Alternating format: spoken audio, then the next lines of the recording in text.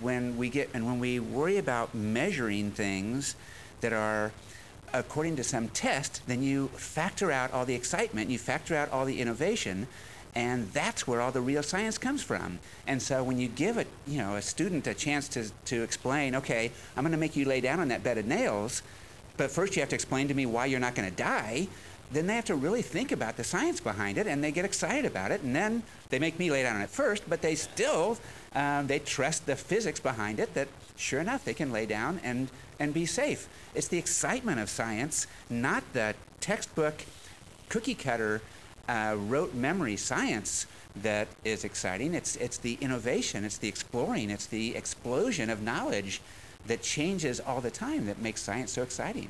It's getting the kids excited, as David said, but it's also providing those mentors.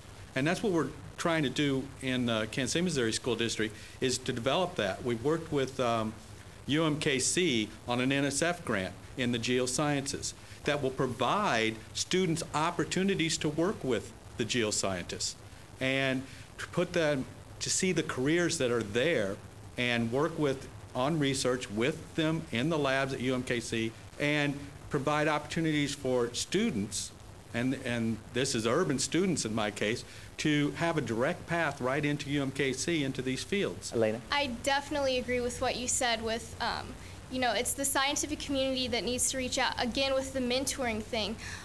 The science community is a very tight-knit community, and as far as when I've tried to get in the scientific community, and it's hard to find someone that has time in their day to take out of their job to help you as a high school student. And I've been fortunate enough to find that. Several mentors that have paid for my research, that have just helped me in every aspect of my research, and it definitely needs to be those in the scientific community stepping up and say, hey, this is a problem, or let me help you out, or if you're interested in this, kind of take them under their wing.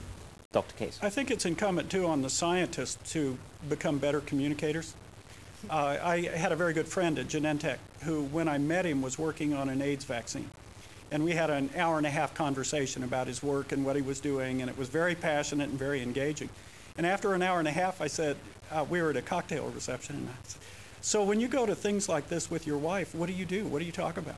And he said he basically retreats into the woodwork and disappears because he's not able to talk to the general public about what he does or convey that passion. And a part of that is the science literacy or illiteracy that we're talking about, but a part of that is we need to be better communicators about why we do what we do, how we do it, and those kinds of issues.